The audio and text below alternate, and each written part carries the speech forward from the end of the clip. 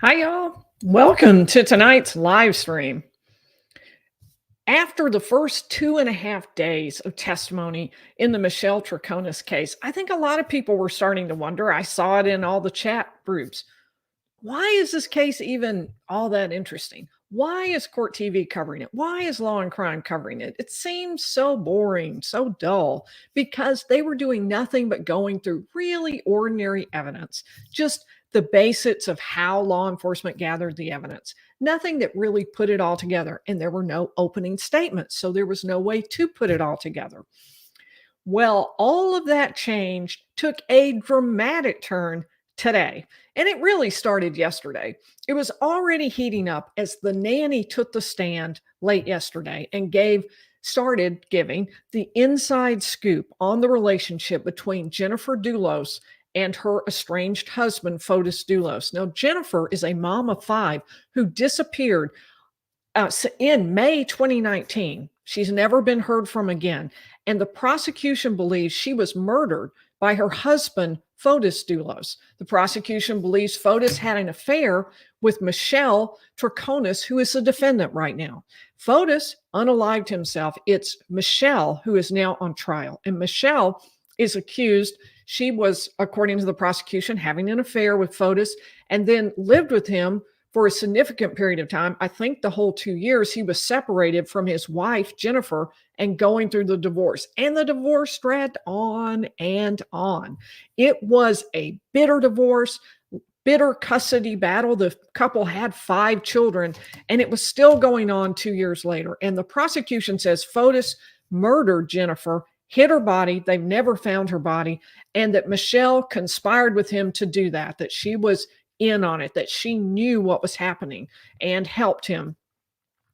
So yesterday, the nanny took the stand and had really important information. She talked about an affair, fight, threats, her fear of Fotis Dulos.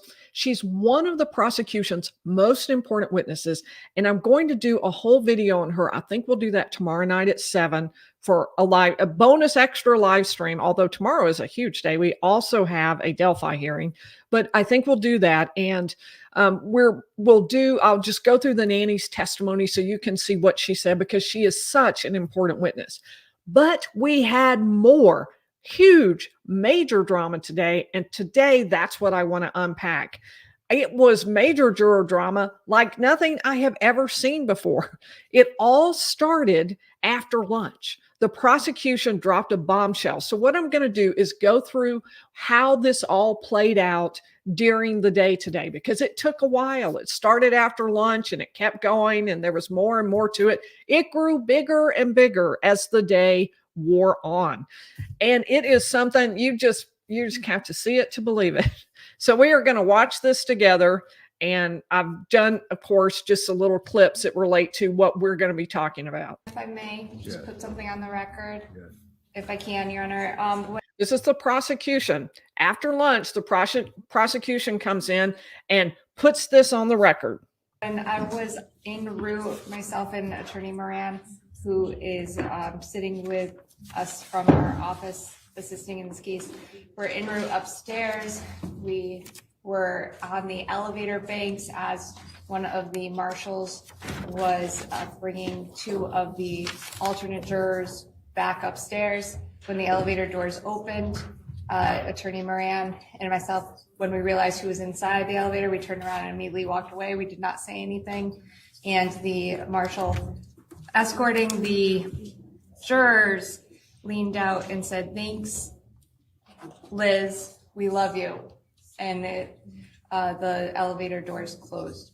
So at that point, I immediately came upstairs and informed Attorney Felsen and Attorney Schohorn, as well as the Marshal's service. And I'm bringing that on the record now that. Okay, so let's talk a little bit about something really super awkward always at a trial, which is the attorneys who spend all this time talking to the jurors and talking with the jurors, but in sort of a distant way inside the courtroom. When you walk outside the courtroom, you aren't supposed to really even make eye contact. You're not supposed to speak. There's supposed to be no way that anyone could possibly interpret the idea that you as an attorney are trying to coerce or persuade the jurors outside the courtroom. Everything that happens is supposed to stay in the courtroom. But naturally speaking, in a small courthouse or any courthouse, you're going to run into the jurors and you're not supposed to talk. It's awkward because you recognize them and they recognize you, but you're supposed to just perhaps nod and turn away and not do anything that would interact with them. And that's how it's supposed to work. And it is always a little awkward. So she's describing a situation where they ran into each other at the elevator bank, and she did what they just stepped back, like, okay, the alternate jurors can stay on the elevator. We won't go on there. When suddenly the marshal, she says, leaned out and says, "Thanks, Liz. We love you." Super, super awkward. And boom, this has dropped a bombshell in the middle of the courtroom. Now, the prosecutors were not getting on the elevator because that's the custom. But what was the marshal thinking? That's what the judge is about to talk about. That's what everybody's going to be saying. Are there some shades of Becky Hill here? Because this is wildly inappropriate. But there are two things so far going in its favor. First of all, these were just alternate jurors. And secondly, the prosecutors put it on the record right away, and they did nothing to interact with the jurors. Now, let's keep watching and see how this unfolds. And I don't mean to imply that the prosecutors at any point had anything to do with this. But anyway, you'll see. Let's keep watching. Exchange happened. No one from the state said anything back. In fact, we walked away quickly when we realized who was in the elevator bank. Jennifer. We had some discussion about that. I don't think we need to put a lot on the record. To be clear, this is now the defense lawyer responding to this. The prosecution has put this on the record and been entirely appropriate about it. And here is what the defense is going to say. I think it was inadvertent. I understand that the marshals are just going to switch. And I think that the only thing that maybe the court should do is at least advise the jury that any comments they hear in the hallway or the elevators about anybody connected to the case should be disregarded. And I think that that probably would take care of it. I'm not seeking anything more important than that. I'm certain it was inadvertent. Thank you. Now, this was actually a huge concession by the defense.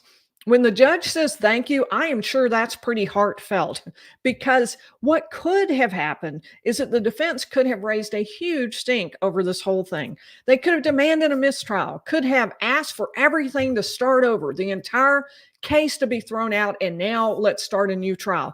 They might not have won that, but it could have been a really big thing. But this was a calm and a measured approach from the defense.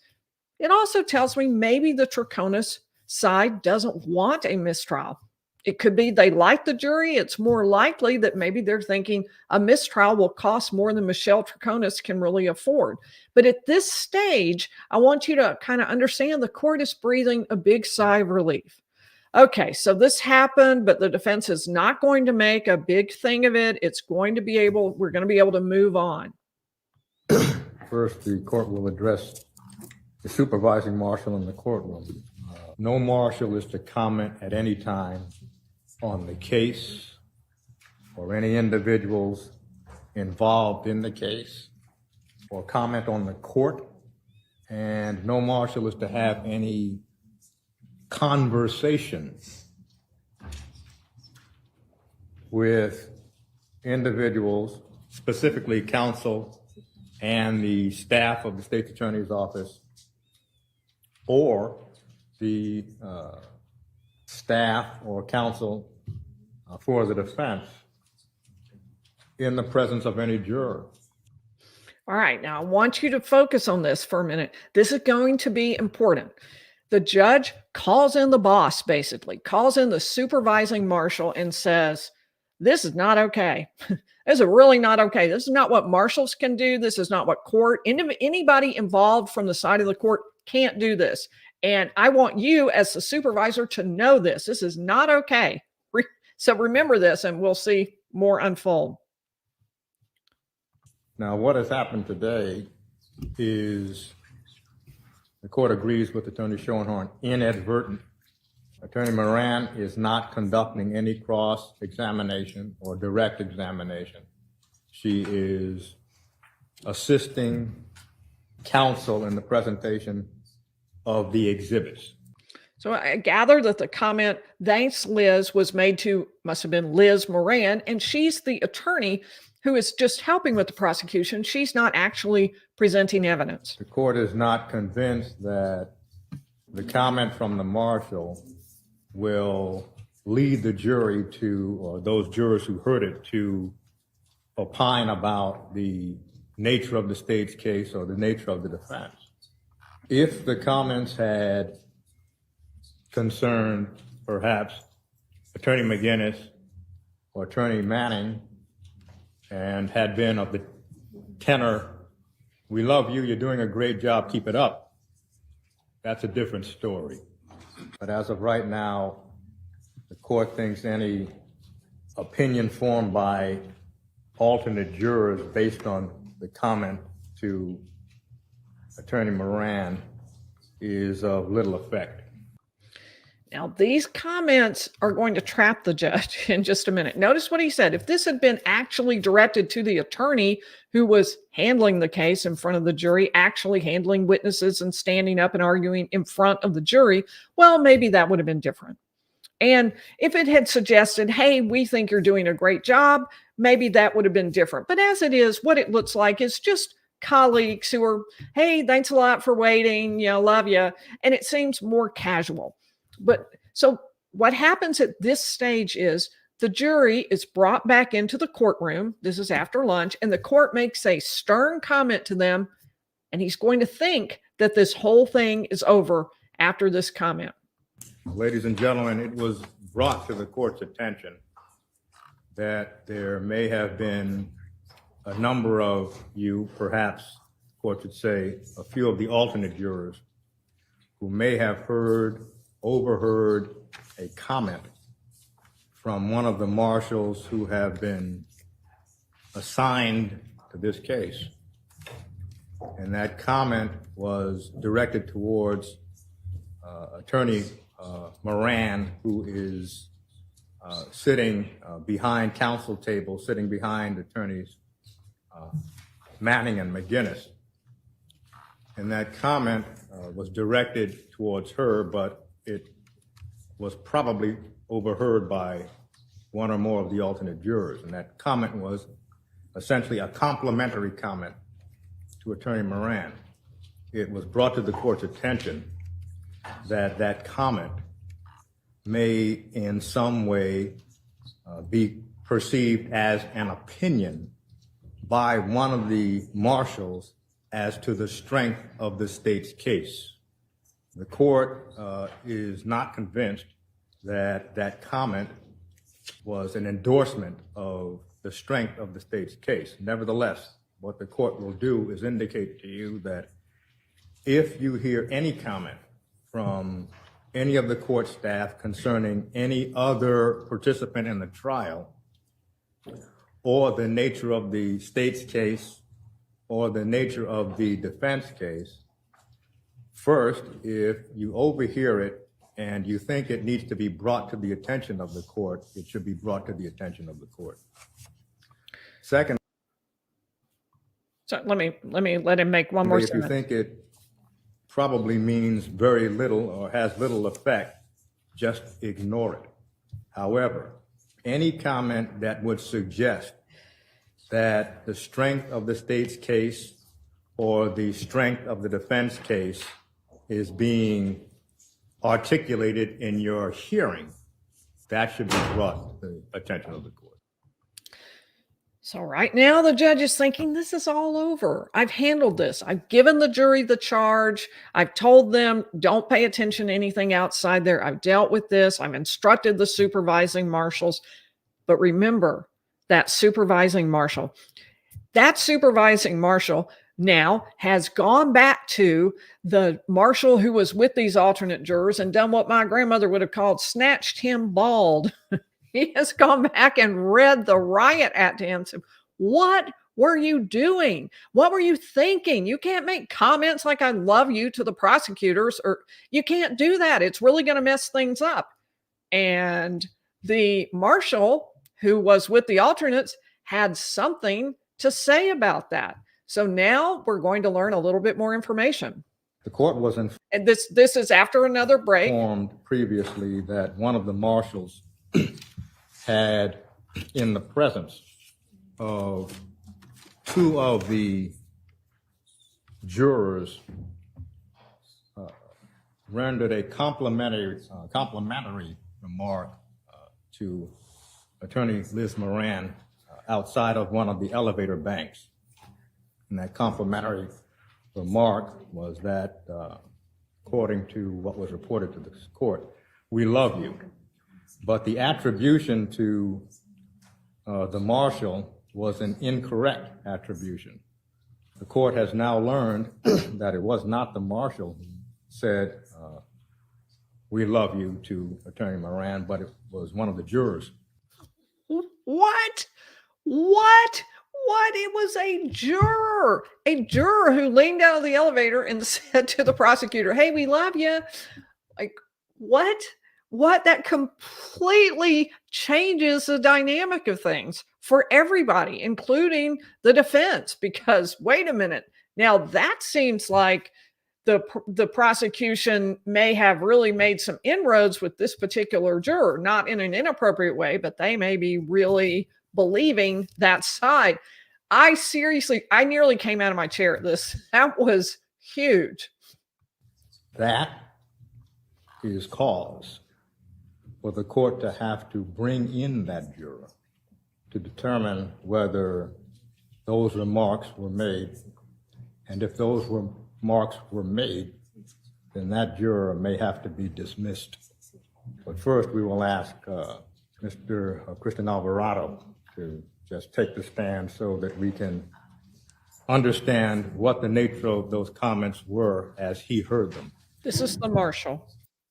Can you tell the court what happened and what you heard? I was on the elevator coming back from lunch with the two jurors, and it made a stop on the second floor. Attorneys Moran and Manning tried to get on the elevator. They turned back around, and in the midst of that, I said, "Thanks, Liz," and the juror ultimately kind of stuck his head out and said, "We love you." The door closed, and then we went on our way. Now, was that juror's comment directed towards Attorney Moran? I believe so, yes.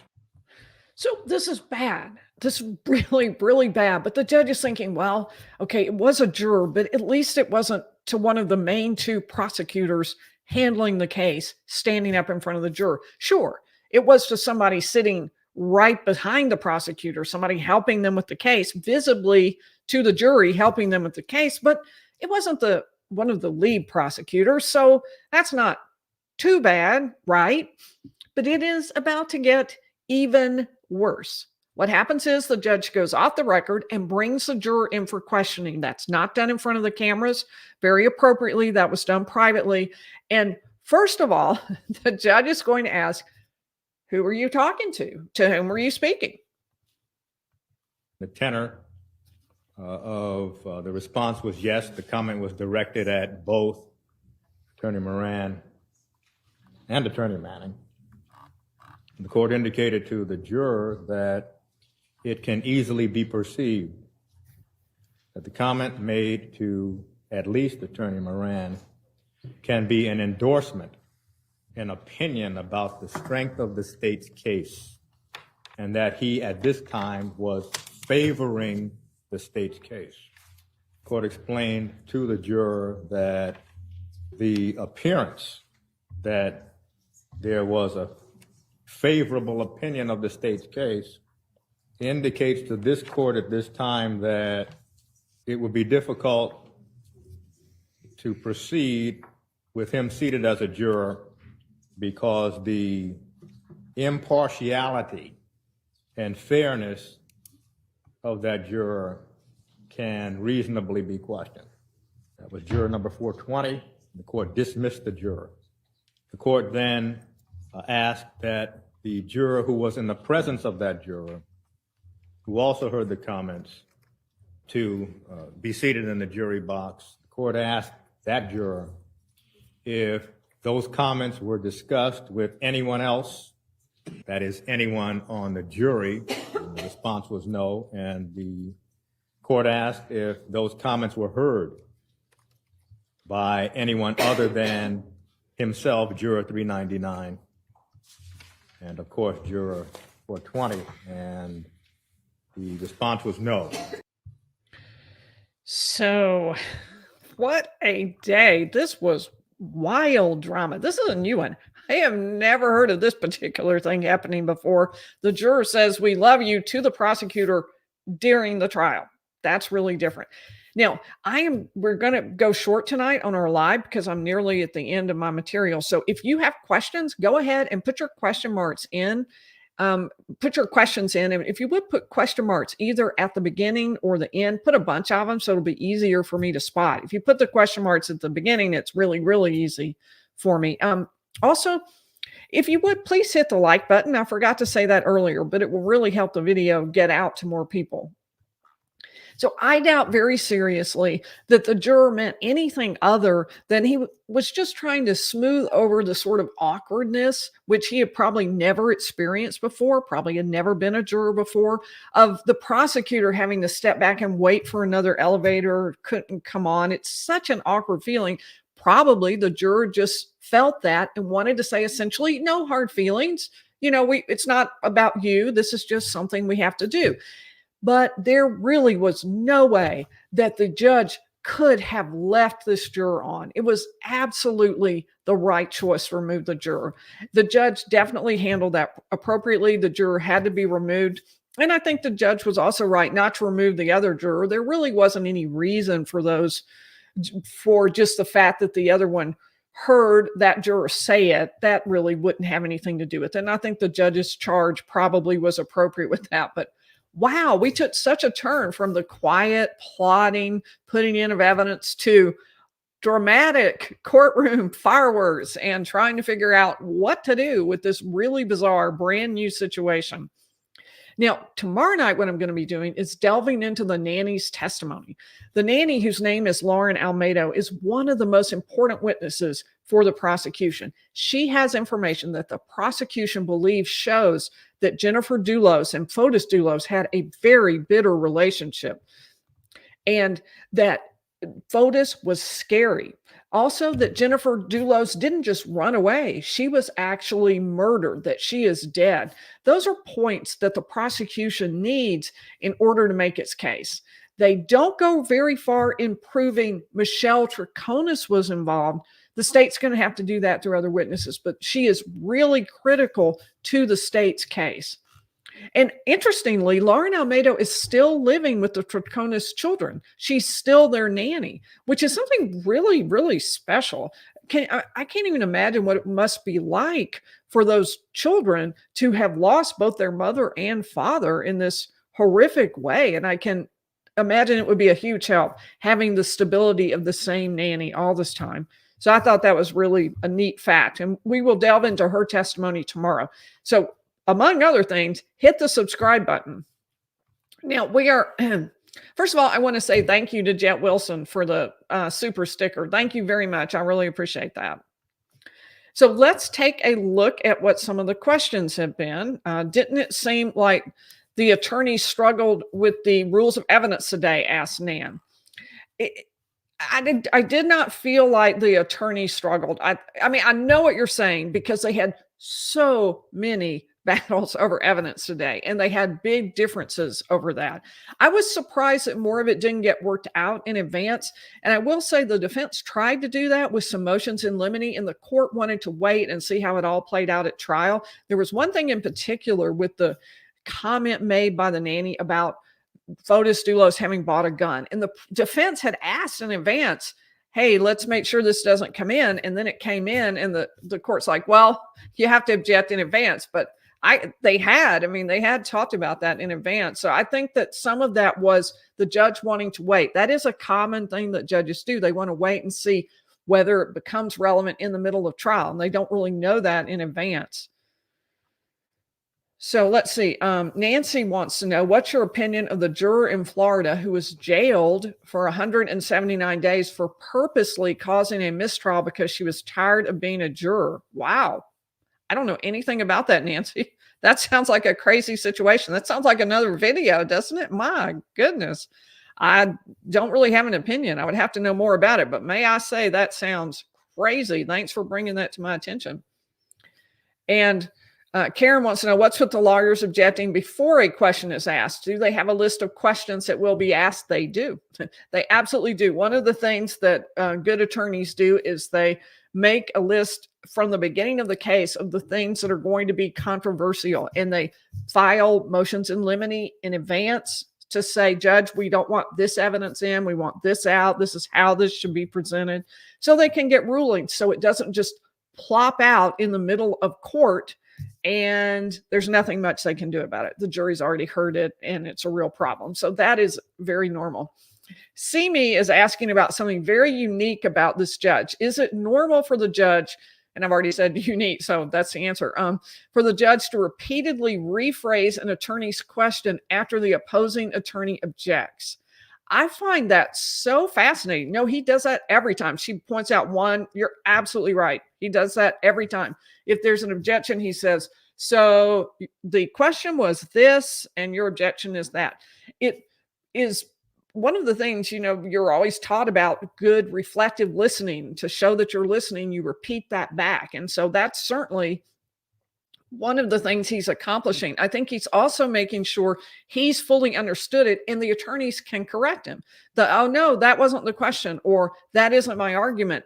And so I think he's just making sure that he gets it absolutely correct. And I do appreciate that he wants to get it absolutely correct. I have never heard a judge do that before. It sometimes has the effect of repeating it to the jury. There's one situation that happened today, for example, where there was going to be an objection on prior bad acts. That's a legal term, a legal phrase. Lawyers know what that means. It's something pretty specific. It's not just, bad, like your mama gets you in trouble kind of bad. But the attorney said prior bad acts. The judge, I object, Judge, why? Prior bad acts.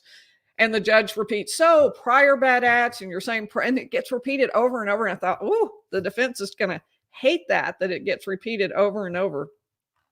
All right, let's see what else.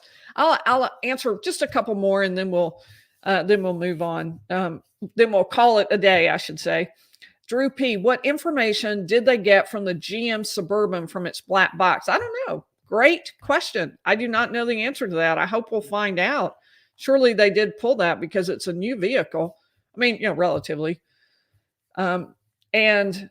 Mel Thornell says, saying I love you to people after doing something awkward is a common meme. It is a very common joke. I don't think the juror meant anything by it. I don't think he was truly expressing his undying love for the prosecutor. I think that it was just a weird, awkward situation, and he was just trying to deal with it in a way that said, I no hard feelings, and I don't think it was really anything meant by it. But nonetheless, the judge absolutely didn't have a choice but to say something like, no, you can't do that, and to make it really clear that he couldn't allow that. So I think we had one more. Firefly wants to know well, I'm sure there are other things that could have been said. If the juror had been a little more graphic, I don't know what that would have meant, but I don't think that the juror really meant anything by it. I don't think so. Okay, I think I've covered all the questions. One of the things you may have missed is today, long about noon, I dropped a new video on a wild motion that got filed in the Delphi case. It's almost a contradiction, or it's almost redundant, I should say, because to say wild and Delphi hearing or Delphi murders or Delphi motion, you're just repeating yourself. Everything in the Delphi case is wild, but you have got to hear about this motion that got filed. And I dropped a video on that today. If you can find it on my channel, you can search for it. And if you're watching this late enough that this has been processed by YouTube, I'll link it so you can find it real easily. But you definitely want to hear about that motion. And tomorrow there's also going to be a Supreme Court hearing in the Delphi case. And at some point we will get to covering that too. So I want to thank Jet Wilson again. I really appreciate that. I want to thank Marlon and Mama Pinks, and especially I want to thank all of you who like the videos, who subscribe. We hit 130,000 subscribers. I think it was yesterday or the day before. I cannot thank you enough. It is absolutely an honor to come and do this with you night after night. And I will see you tomorrow night at 7 p.m.